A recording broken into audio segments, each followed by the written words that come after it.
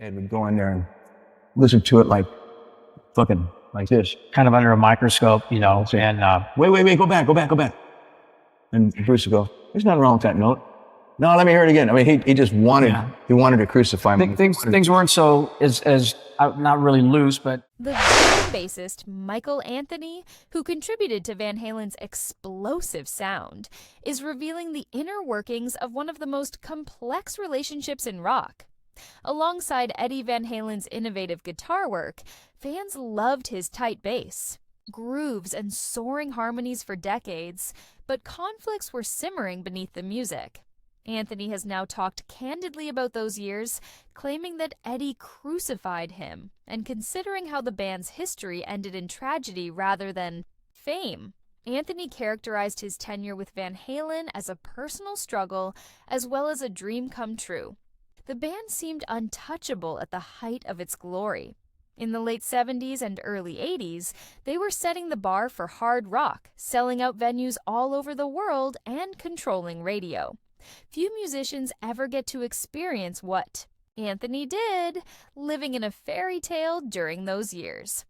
But in spite of all the achievements, the group started to develop flaws that would ultimately alter everything.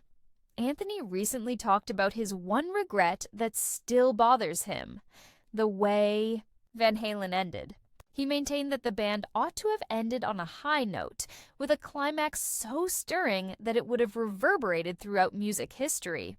Rather than the grand farewell tour that fans had been anticipating, their story ended softly. Anthony described the conclusion as a whimper rather than the thunderous celebration that Van Halen deserved, calling it a lost chance.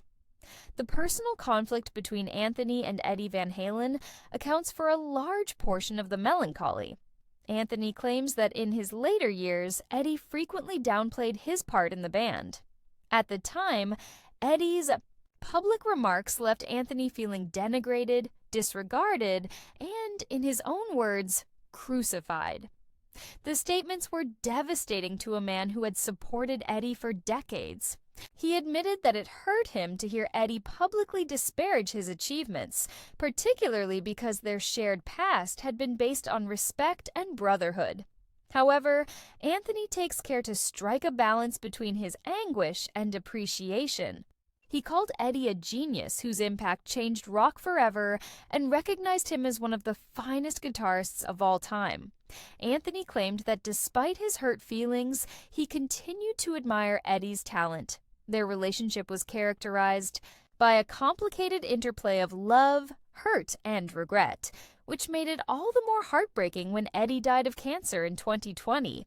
Many fans had anticipated that the original Van Halen lineup would reunite, but Eddie's passing put an end to that possibility. Anthony disclosed that discussions had taken held over a possible kitchen sink tour, an ambitious endeavor that would have brought the band together from all of its eras.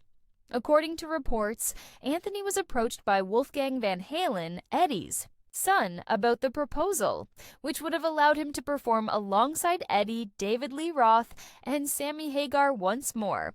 For a split second, spectators were prepared to watch history, and the seemingly unthinkable became conceivable. Regretfully, Eddie's deteriorating health kept the dream from materializing. Anthony said that one of the most difficult things to accept is this missed chance. A reunion could have healed old wounds and given Van Halen the farewell they deserved. More than anything else, he said, the fans were denied the opportunity to relive the magic. Their loyalty kept Van Halen alive through all the lineup changes and internal drama, and Anthony wishes the band could have given something back in return. Looking back, Anthony's reflections reveal the dual reality of life in one of the greatest rock bands. On one hand, the music they created continues to inspire generations. On the other, the behind-the-scenes struggles highlight the emotional toll of fame and the fragile nature of personal relationships under constant pressure.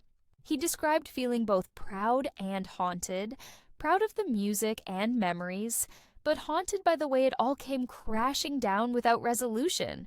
Still, Anthony tries to hold on to gratitude.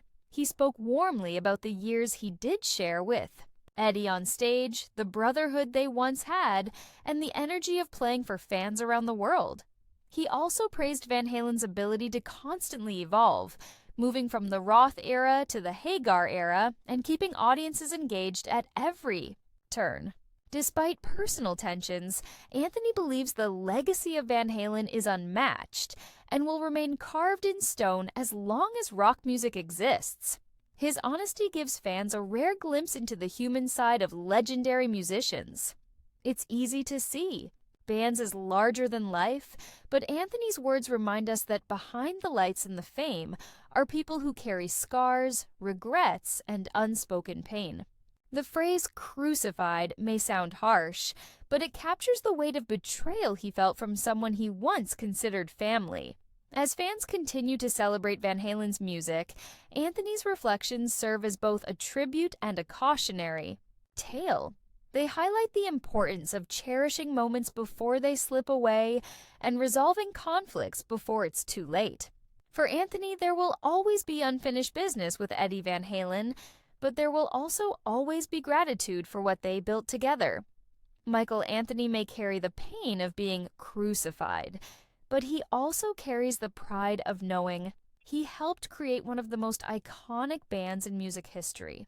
For him, the story of Van Halen is not just about the heartbreak, it's about the triumphs, the unforgettable music, and the brotherhood that, even fractured, will never truly fade.